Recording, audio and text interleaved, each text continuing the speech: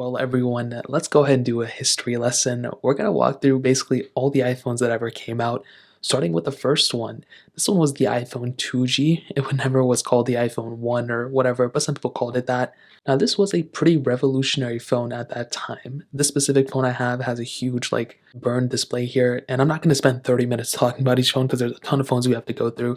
But at that time in 2007, when this phone first came out, this was a pretty groundbreaking device. I mean, it didn't have crazy big buttons. And to think about just in 2007, this phone was a massively expensive phone at the time.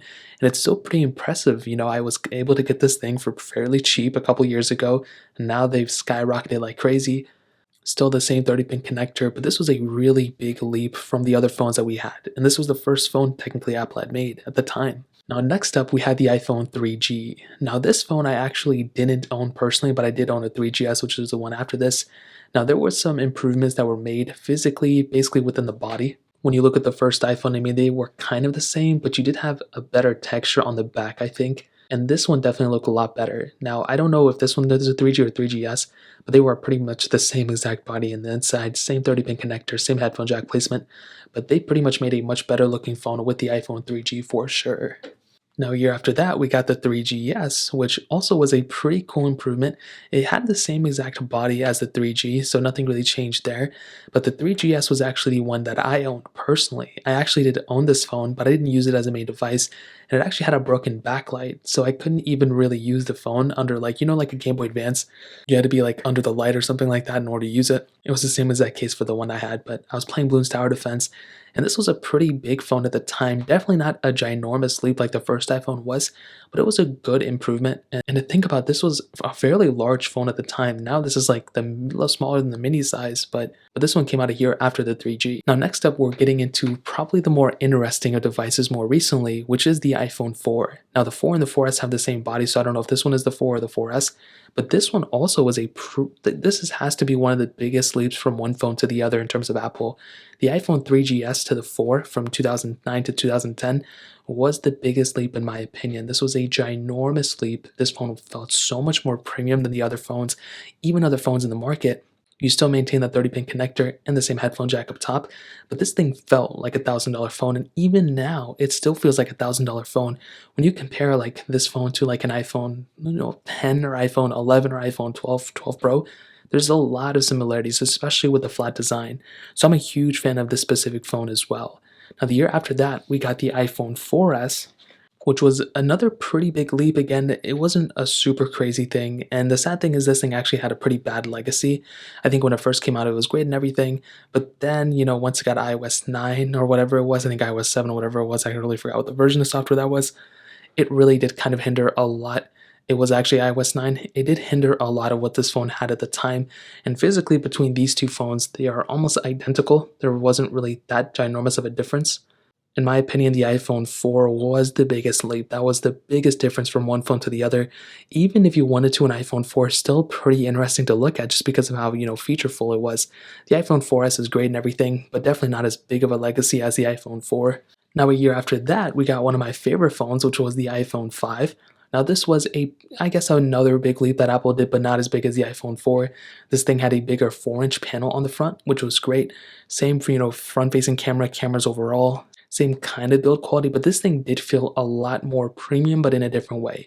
You had glass on the top and bottom, but this thing felt more like a premium device, and I loved that bigger display at that time. It looked a lot more future-proofed, and even now in 2021, it still looks pretty good. I, plug this phone in every once in a while and I use it, and I'm still shocked by how good of a phone this thing is and how beautiful this phone looks still. Now, a year after that, we did get a little bit of a different setup of devices. This was actually one of the first times we saw Apple release two devices at the same time. Now with the iPhone 5S, this was the direct, successor to the iPhone 5. And this thing was a pretty good phone at that time too. I mean, the biggest thing it brought was that fingerprint sensor. It actually did bring that fingerprint sensor, which a lot of people liked at the time. And I still love Touch ID. Is immaculate. I love it. I wish they brought it back. But this thing also brought a newer chipset, and this thing from 2013 is still getting software support, which is pretty impressive. Now, the phone that was kind of next to it was the iPhone 5C. This is hailed as like one of the weirdest phones that ever came out that Apple released, and the C, I guess, stood for color, but most people thought it would stood for cheap or whatever. And it was a cheaper version of the iPhone 5S, but it really wasn't. It was a cheaper version of the iPhone 5. Had the same chipset and everything, except it just didn't feel as good as the iPhone 5. Same lightning port and headphone jack and everything like that, but this was a pretty big difference too. Because the iPhone 5 had a lightning port, which is the same thing that we still have now, that's why the iPhone 5C isn't that crazy of a thing, because the iPhone 5 was essentially a more premium version of the iPhone 5C, and you can get a used iPhone 5 at that time for cheaper than a brand new iPhone 5C, so it made no sense to get this phone. Now, a year after that, we got another massive difference from Apple's life cycle, which was the iPhone 6 and the iPhone 6 Plus. Now, these were two massive phones that Apple released, and even now they're pretty insane. You can still pick these things up, they're still kind of relevant, but with these things, I mean, the iPhone 6 being that 4.7-inch panel, pretty big compared to the iPhone 5 and 5C and 5S, but the iPhone 6 Plus was that bigger one, which was even crazier. This 5.5-inch panel was crazy big at the time, and even now it's still pretty big. Obviously, there was a lot of bezel around it and everything, but this was another set of phones that probably Apple wished they spent a little bit more time on. We had that bandgate issue, which was crazy, and a couple other issues here and there. Overall, I like these phones. The iPhone 6 Plus was actually the first phone that I technically had that was technically my daily phone at the time. That was my main phone I was using before I switched from an LG G2 to an iPhone 6 Plus, and I love that phone. The 6 was a great phone too. These were some of the best-selling iPhones of all time and some of the best-selling phones of all time too.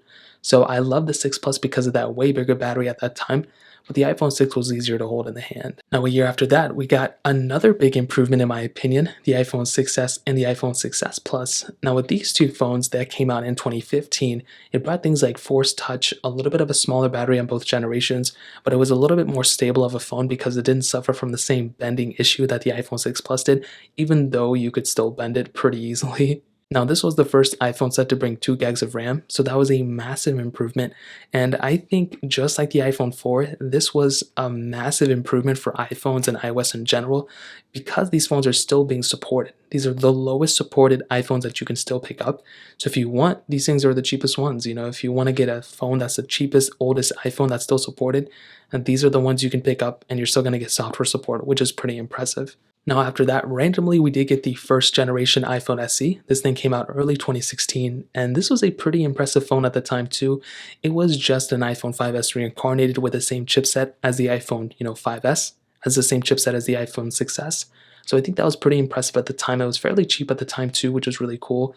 I was able to pick one of these things up for I think like less than $100 in 2018, early 2018.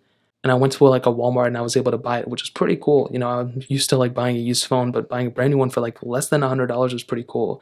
Same lightning port, headphone jack, all that stuff. But for a phone that came out in 2016 that's still supported, this one is still pretty impressive, and I still play with this thing every once in a while. Now, next up, we have the iPhone 7 and 7 Plus. These were solid phones as well that came out after 2016, so later in 2016 after the iPhone SE. This is the first iPhone to bring 3 gigs of RAM and a dual camera setup. Now, these ones did remove the headphone jack, which is pretty controversial at the time. But, looking back, I mean, I guess it's whatever. They did bring out AirPods, which I'm really happy about. So these things, the 7 Plus had the biggest iPhone battery at that time, and IP certification, first iPhones to bring IP certification as well. And overall, these are pretty solid looking phones. The build quality was awesome, these phones were still fast, and I did use the iPhone 7 Plus as a main device as well, and I loved it like crazy. It was one of the most solid phones I ever owned. Now, a year after that, we got 3 iPhones. We ended up getting the iPhone 8 Plus, iPhone 8, and the iPhone 10. Now, with the iPhone 8 and 8 Plus, these were solid phones. I like these phones a lot. I didn't use the 8 Plus as my main phone, but they did bring things like wireless charging, the glass on the back again, improved cameras, I'm assuming, faster chipsets and all that stuff, and overall these weren't like a crazy big improvement from the 7 and 7 Plus, but the iPhone 8 and 8 Plus are solid phones that are still extremely fast, and I love these phones a lot. But they kind of got outshined by the iPhone 10 at that time. Now, this was the same iPhone 10 I used as a main device, and I love this phone a lot, and this is the perfect iPhone in my opinion. Apple knocked it out of the park with this device. Maybe it's a little old now and showing its age, but with that dual camera setup, with that premium build quality, I mean, this was a massive good phone but it was $1,000 phone at the time. And this was the first signaling that we were going to start getting those $1,000 phones every year. And that's exactly what happened. The notch up top was pretty controversial too, but we did get that gesture-based design, which is something I always love looking at, and I'm so glad they still kept it on all their latest iPhones. Now after that, we got another set of 3 phones, the iPhone XS, iPhone XS Max, and iPhone XR. Now these were another solid set of phones. There really wasn't anything super crazy with these. The iPhone XS Max I liked because it was that plus version of iPhones for that gesture-based design, but it did have a smaller battery I wasn't a fan of. The iPhone XS was pretty solid overall, and the iPhone XR was probably the main shining point at that point. I don't think the XS and XS Max really, people really talk about that much. But the iPhone XR, a very beautiful phone. I didn't like it at the time it came out, but since then it's gotten better. We had, a cheaper price tag at this phone versus the iPhone XS and XS Max, but this was a solid phone too that came out in 2018.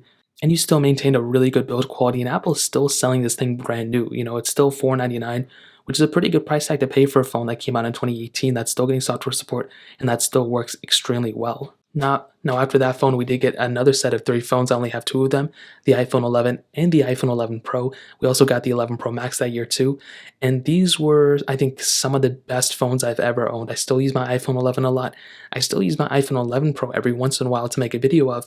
And the iPhone 11 Pro was the best iPhone I ever owned personally. This was a phone I used for a little bit over a year, and I love this phone. It worked perfectly. There was never a bad moment with it, maybe like once or twice in the beginning with. But after that, it was extremely stable. The iPhone 11 is another super stable phone that Apple still makes and sells brand new for, I think, $599. And this is another solid device. I love this phone a lot. Some big things, we got a triple camera setup on the 2 higher end models, which is really cool. We did get that dual camera setup for the lower end model, wireless charging and all, the IP certification, faster chipset of 4 gigs of RAM on all across the board. And even though there was a price tag difference, there was the same speed. I think the iPhone 11 was honestly a little bit faster. And we did get that frosted back on the iPhone 11 Pro, which still feels and looks extremely beautiful. And I'm just such a huge fan of the 11 Pro and the 11 Pro Max. And I think this was the pinnacle of Apple. I think they knocked it out of the park with these phones. And I think the 12s were, I guess, a step in the right direction here and there. But I think the 11 Pro was the best phone I ever owned personally, including the 11 Pro Max. Now after that, we did get another random drop from Apple, which was the iPhone SE 2 in early 2020. And this was another solid phone. I love this phone a lot. I think for the price tag, it was a little bit overpriced, but it was still a pretty solid phone. It was the same body as the iPhone 8, but it had the same chipset as the iPhone 11s. So almost exactly what Apple did with the iPhone SE, the first generation, they did the same thing with this phone too. And this was another really good phone. Like I said at the time, I liked it a lot. It performed extremely well, and Apple's still selling them, and they're selling like hotcakes still.